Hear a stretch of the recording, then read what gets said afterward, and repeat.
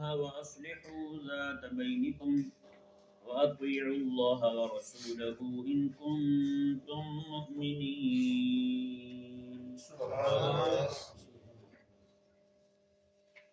پچھلی سورہ مبارکہ میں مکہ مکرمہ کے مشرکین کی تردید تھی، ان کے عقائد و نظریات باطلہ کو بڑے زبردست دلائل قاہرہ کے ساتھ رد کیا گیا۔ اس سورہ مبارکہ میں، چونکہ یہ سورہ مبارکہ مدینہ منورہ میں نازل ہوئی،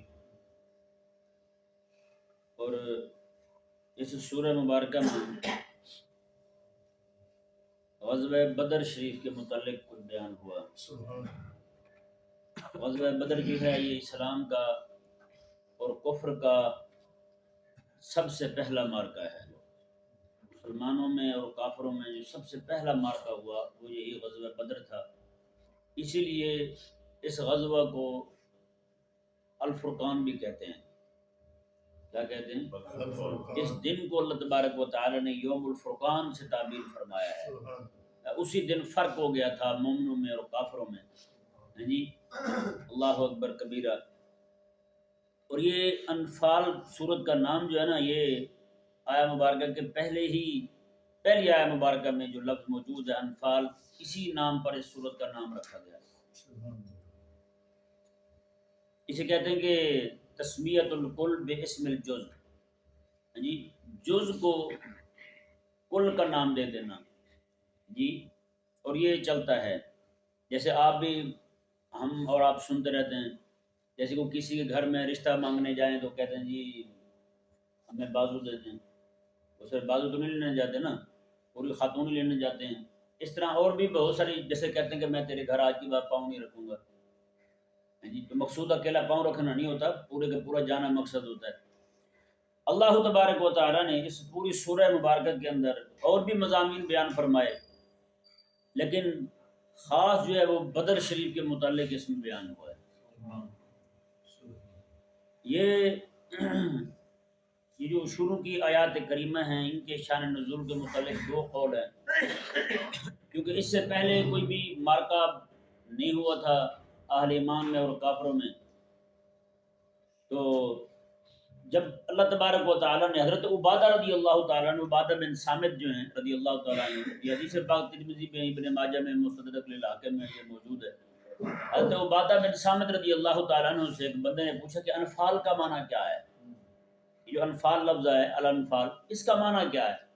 حضرت عبادہ رضی اللہ تعالیٰ عنہ فرمانے لگے کہ ہوا یہ کہ جب بدر کا واقعہ رونما ہوا، اللہ تبارک و تعالیٰ نے اہل اسلام کو فتح عطا فرمائی، تو اس وقت صحابہ کرام علیہ مردوان کے 3 گروہ بن گئے تھے۔ ایک گروہ وہ تھا جو آقا علیہ السلام کی حفاظت میں اور حضور کے دفاع کے لیے کھڑا ہوا تھا، یعنی چاروں طرف دیکھ رہا تھا، وہ چوکس کھڑا تھا کہ کسی طرف سے کوئی دشمن حملہ نہ کر دے۔ اور دوسرا گروہ جو تھا وہ دشمن کے پیچھا کر رہا تھا تاکہ دشمن جو ہے واپس پلٹ کر نہ آ جائے۔ تیسرا گروہ جو تھا وہ مال غنیمت جمع کر رہا تھا، مال غنیمت جو وہاں رہ گیا تھا کافروں کا، ان سے جو چھینا گیا تھا، یہ جو کافر قتل ہوئے تھے ان کے پاس جو کچھ بھی تھا، ہتھیار وغیرہ اس طرح کا جو اشیاء ضروریہ ہوتی ہیں بندے کے ساتھ، وہ والے وہ نکال رہے تھے ان سے۔ اب ہوا یہ کہ تینوں گروہ جب جمع ہوئے تو وہ گروہ جنہوں نے یہ مال سارا جمع کیا تھا تو وہ کہنے لگے کہ یہ تو سارا ہمارا ہے، کیونکہ جمع تو ہم نے کیا ہے۔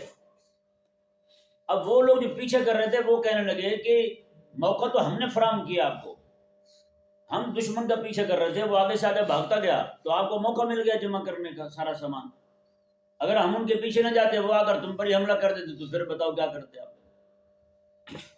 اب وہ تیسرا گروہ جو تھا جو آقا علیہ السلام کی دفاع پر، مدافعات پر کھڑا ہوا تھا، انہوں نے بھی کہا کہ ہمارا بھی حق ہے بھائی اس میں۔ اب وہ جمع کرنے والے جو تھے وہ کہنے لگے آپ کا حق کیسے ہے؟ جمع تو ہم نے کیا، اکٹھا ہم نے کیا، آپ کا حق؟ انہوں نے کہا جی جنگ کے میدان میں سب سے اہم ترین کام کریم آقا علیہ السلام کا دفاع کرنا تھا۔ آقا علیہ السلام کا دفاع کرنا، حضور کی حفاظت کرنا سب سے اہم ترین کام تھا، اور ہم تو سب سے اہم کام پر مامور تھے، وہی کام ہم کر رہے تھے۔ آپ نے چھوٹا کام کیا، آپ کا حصہ ہے، ہم نے اتنا بڑا کام کیا، ہمارا حصہ ہی نہیں۔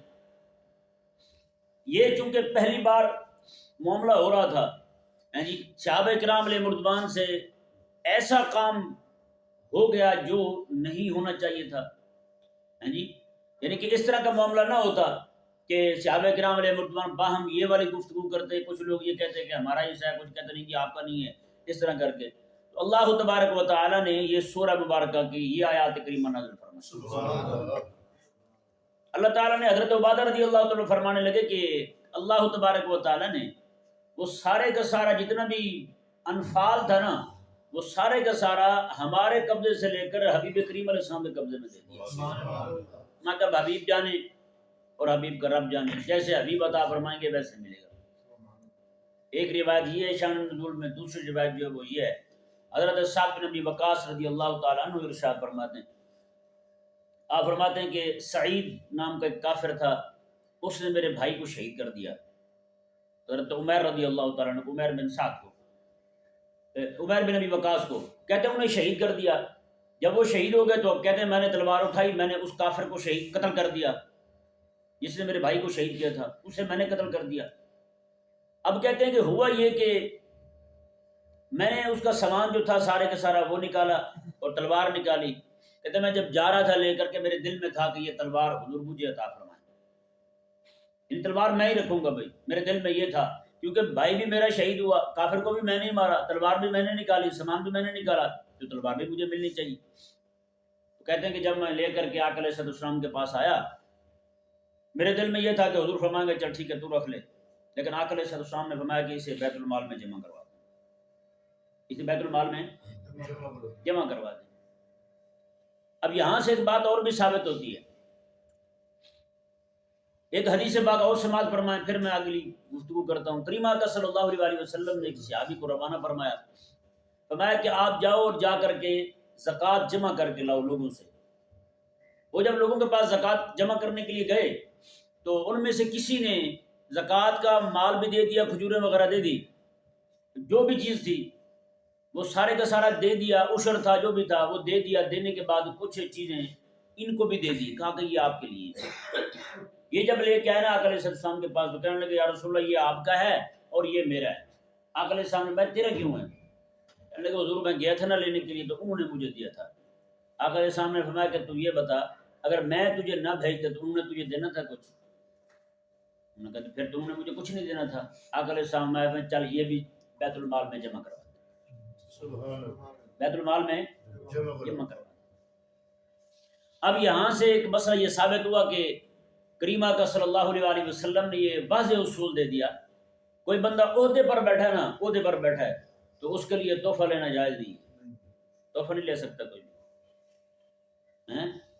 عہدے پر بیٹھا ہے اس کو بحیثیت عہدے دار، بحیثیت صاحب منصب جی اس کو تحفہ دیا جا رہا ہے، تو وہ تحفہ جو ہے وہ اس کا نہیں ہے، وہ منصب کا ہے، اور منصب کا تحفہ جو ہے وہ بیت المال میں جائے گا۔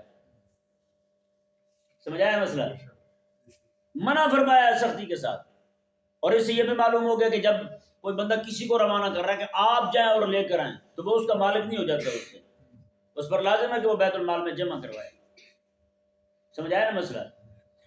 یہاں پر بھی اللہ تبارک و تعالیٰ نے کلی طور پر مجاہدین جو ہیں ان کا حصہ جب تک کہ امیر نہ تقسیم کر کے دے دے، امیر الجہاد یا امیر الجیش خود نہ تقسیم کر دے، خود نہ ان کو مالک کر دے، تب تک کوئی بھی بندہ کسی شے کا مالک نہیں۔ اور اسی لیے کریم آقا علیہ السلام نے ارشاد فرمایا میں کہ جو بھی بندہ کچھ بھی غبن کرے گا نا مال غنیمت میں سے، میں کوئی اونٹ اٹھائے گا تو حضور فرماتے ہیں اونٹ غائب کرے گا، یا کوئی بھی شے غائب کرے گا تو میں وہی قیامت والے دن اس کے کندھے پر ہوگی اور زور زور سے چیخ رہی ہوگی، لوگوں کو بتا رہی ہوگی کہ اس نے مجھے لوٹا تھا، اس نے ناقصان جی حساب لگا۔ تو اس لیے کوئی بھی بندہ مالک نہیں بنتا۔ اللہ تبارک و تعالیٰ نے کلی طور پر مجاہدین کی ملکیت ہی ختم فرما دی، میں کوئی بندہ مالک نہیں بنے گا۔ امیر الجہاد جو ہے، امیر الجیش، اس کی بارگاہ میں سارا کچھ پیش ہوگا، پھر وہ جسے عطا فرمائے وہی اس کا مالک بنے گا۔ اب یہ قرآن کریم میں 3 طرح کے الفاظ استعمال ہوئے ہیں، ایک لفظ غنیمت استعمال ہوا ہے، ایک مال فے استعمال ہوا ہے، ایک انفال استعمال ہوا ہے۔ مال غنیمت جو ہے نا، یہ غنیمت یہ بھی قرآن کریم میں بیان ہوا 10ویں پارے کی پہلی آیت مبارکہ وَاعْلَمُوا أَنَّمَا غَنِمْتُم مِّن شَيْءٍ فَأَنَّ لِلَّهِ خُمُسَهُ، فرمایا کہ اللہ تبارک و تعالیٰ نے فرمایا کہ اب یہ غنیمتم جو ہے یہ غنیمت سے ماخوذ ہے جی، غنیمت یہیں سے ماخوذ ہے۔ اب غنیمت کیا ہے؟ غنیمت یہ ہے کہ جب کافروں سے جنگ ہو جائے، جنگ کے بعد جو کچھ مال ان سے حاصل ہو اسے غنیمت کہتے ہیں، جنگ کے بعد جو حاصل ہو اسے غنیمت کہتے ہیں۔ اور دوسرا جو لفظ استعمال ہوا قرآن کریم میں وہ ہے مال فے۔ وہ کیا ہے؟ مال فے۔ یہ 28ویں پارے کی سورہ حشر میں اللہ تعالیٰ نے شاہ ما افاء اللہ، جو اللہ عطا فرما دے۔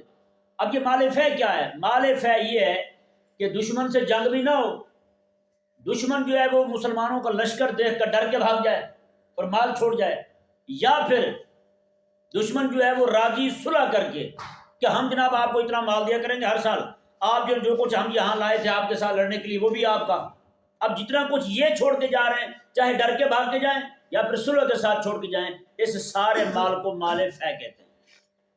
کیا کہتے ہیں اسے؟ مال فے کہتے ہیں۔ یہ تو کلی طور پر اس وقت اللہ تبارک و تعالیٰ نے فرمایا کہ میرے حبیب کی ملکیت ہے، میں تم نے کون سا زور لگایا، تم تو لڑے ہی نہیں ہو۔ سمجھ نہیں آیا مسئلہ؟ اب تیسری شے جو اس معنی کو بیان کرنے کے لیے نازل ہوئی اللہ تبارک و تعالیٰ کی طرف سے وہ انفال ہے۔ انفال جیسے نفل، نفل بھی آپ پڑھتے ہیں نا، نماز پڑھتے ہیں، اللہ تعالیٰ نے نفل لازم نہیں کیا ہم پر جی، نفل اللہ تعالیٰ نے لازم نہیں کیا ہم پر، ہاں پسندیدہ عمل ہے، اللہ تبارک و تعالیٰ کو بڑا پسند ہے۔ حبیب کریم علیہ السلام پڑھا کرتے تھے، کثرت کے ساتھ حضور پڑھا کرتے تھے، ساری ساری رات آقا علیہ السلام کی نماز میں گزر جایا کرتی تھی، کھڑے اتنا ہوتے تھے آقا علیہ السلام کے پاؤں مبارکہ سوج جایا کرتے تھے۔ اللہ تبارک و تعالیٰ نے طٰہٰ مَا أَنزَلْنَا عَلَيْكَ الْقُرْآنَ لِتَشْقَىٰ، میں حبیب میرے ہم نے قرآن آپ پر اس لیے نازل نہیں کیا کہ آپ مشقت میں مبتلا ہو جائیں، آپ سکون کیا کریں، آرام کیا کریں۔ جس کو قرآن کی وحی کی حقیقی دولت ملی ہے اسے تو سکون نہیں آتا بھائی۔ اللہ اکبر کبیرہ۔ تو یہ انفال جو ہے یہ اللہ تبارک و نفل، نفل کہتے ہیں زائد کو، کسے کہتے ہیں؟ زائد کو۔ تو بندہ رب تعالیٰ سے فرائض ادا کر گیا، ادا کر لیے اس نے، اس کے بعد جو نماز پڑھے گا اسے نفل کہیں گے۔ اللہ تعالیٰ نے فرمایا کہ اتنا زکوٰۃ دو، مثال کے طور پر اس کی زکوٰۃ بنتی ہے 5000 روپے، 5000 روپے اس نے زکوٰۃ دے دی، یہ رب تعالیٰ کی طرف سے فرض ہے، آگے سے 500 روپے مزید دے دیا اس نے، یہ نفل ہے۔ اس لیے کہتے ہیں یہ نفلی صدقہ ہے۔ کیا کہتے ہیں اسے؟ نفلی صدقہ کہتے ہیں۔ اسی طرح کر کے عبادات میں نفل ہے جی، عشر میں نفل ہے، زکوٰۃ میں نفل ہے، ہر طرح کی چیزوں میں نفل ہے یار، ہر طرح کی چیزوں میں جہاں بھی حق ہوگا نا وہاں پہ نفل ضرور ہوگا، وہاں پہ نفل ضرور ہوگا، یعنی کہ زیادہ کرنے کا کام، کوئی بھی کام میں بندہ زیادہ کر لے اسے نفل کہیں گے، نفل کو انعام بھی کہتے ہیں۔ اب یہاں پر جو انفال کا لفظ ہے وہ کیا ہے جی؟ اس کا معنی کیا ہے؟ انفال کہتے ہیں جی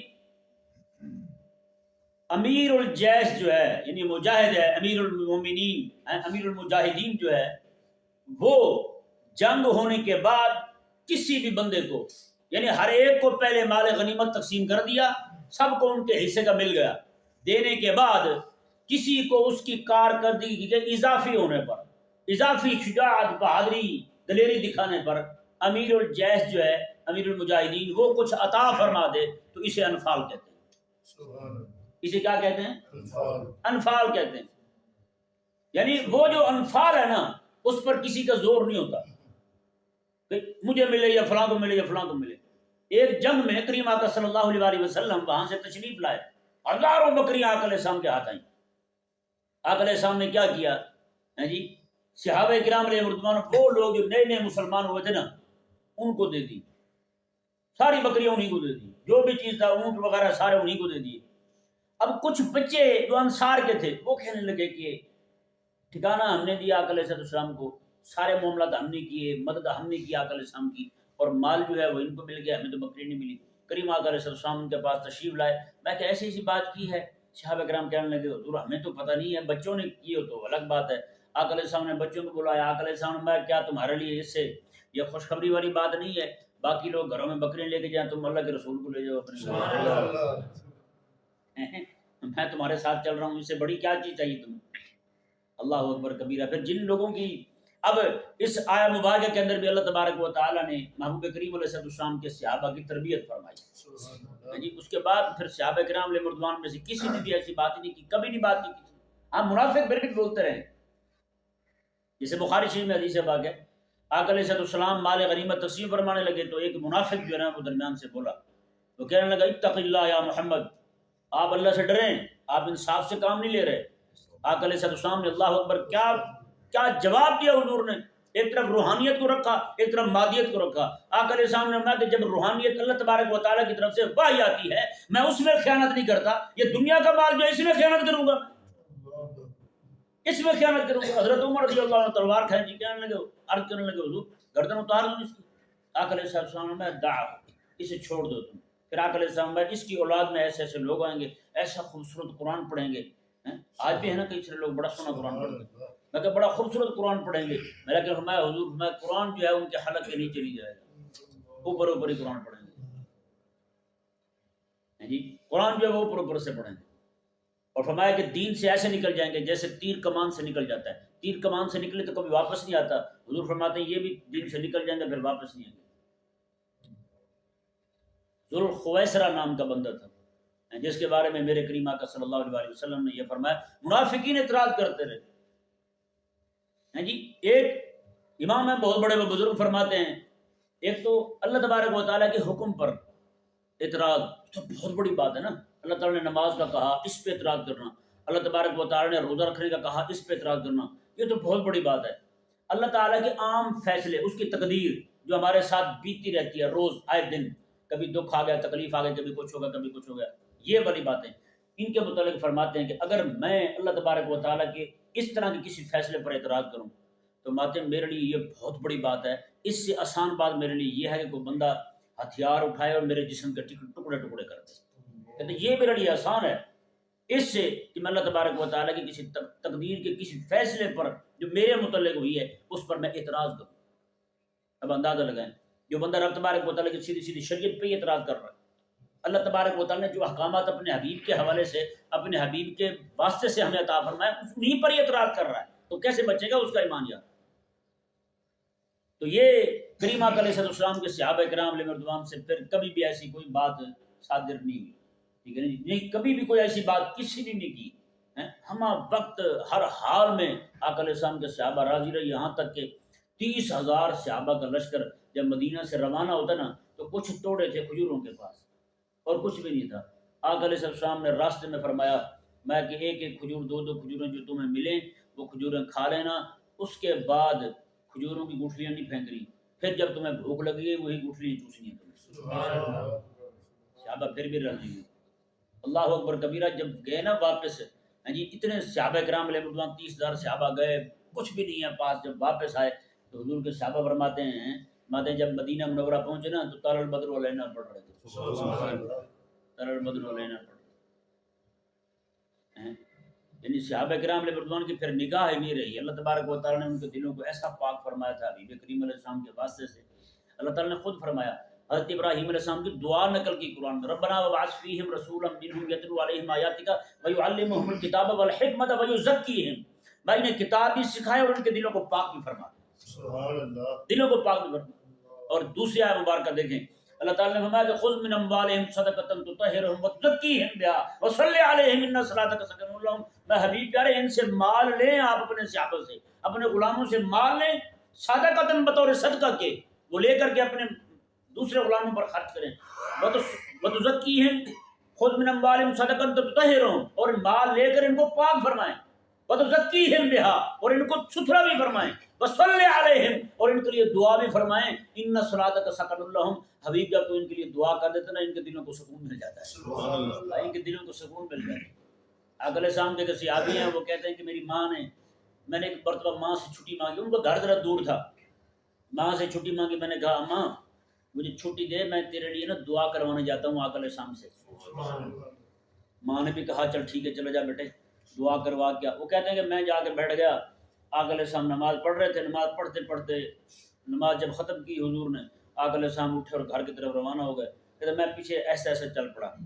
آقا علیہ السلام دروازے کے پاس گئے تو ابھی تک پیچھے دیکھا نہیں حضور نے. آقا علیہ السلام اے فلاں اللہ تعالیٰ تجھے بھی بخشے تیری ماں کو بخشے، کیا کام ہے تیرا؟ تجھے بھی بخشے تیری ماں کو بخشے، کیا کام ہے تیرا؟ کہتے میں نے کہا حضور ہو گیا کام، یہی کام تھا میرا جو آپ نے فرما دیا۔